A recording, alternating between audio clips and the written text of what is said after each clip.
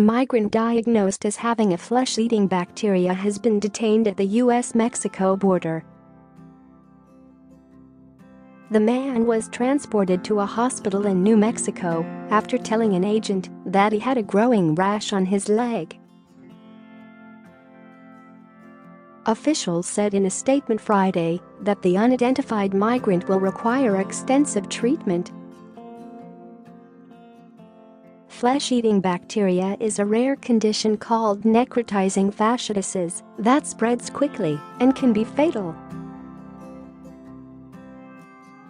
The bacteria usually gets into the body through a minor cut or scrape and can cause a serious infection that can destroy muscle, skin and other tissue. Sometimes surgery is needed to remove the infected area. It is rare for the infection to spread to other people. The man's home country was not disclosed. Meanwhile, officials say shelters in Mexico's northern border city of Tijuana are filled to overflowing with Central Americans fleeing poverty and violence. They are also unable to cope with an expected influx of asylum seekers due to be dispatched to the city from the United States. The policy, dubbed the Migrant Protection Protocols, first announced on December 20 by the administration of President Donald Trump, will return non-Mexican migrants who cross the U.S. southern border back to wait in Mexico. They will stay there indefinitely while their asylum requests are processed in U.S. immigration courts. Share this article. Share. Mexican Foreign Ministry spokesman Roberto Velasco said the United States was to send the first group of 20 asylum seekers back to its territory later on Friday through Tijuana. Asylum seekers have traditionally been granted the right to stay in the United States while their cases were decided by a U.S. immigration judge, but a backlog of more than 800,000 cases means the process can now take years. Now, the U.S. government says migrants will be turned away with a notice to appear in immigration court.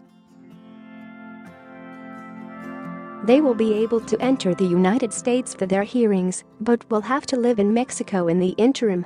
If they lose their cases, they will be deported to their home countries. Shelters are at capacity and we can't receive migrants that are being deported or Mexican nationals that are passing through the city.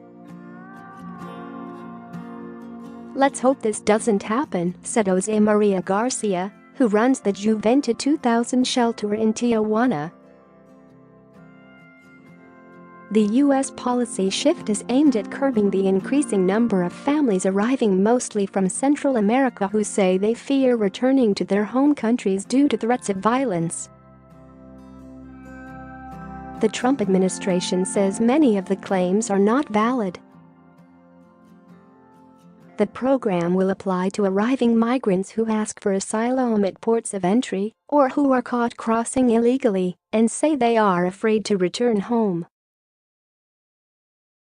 Immigration advocates fear Mexico is not safe for migrants who are regularly kidnapped by criminal gangs and smugglers and have raised concerns that applicants will not be able to access proper legal counsel to represent them in U.S. courts. It is unclear how Mexico plans to house what could be thousands of asylum seekers for the lengthy duration of their immigration proceedings. Some Mexican border towns are more violent than the cities the Central Americans left behind.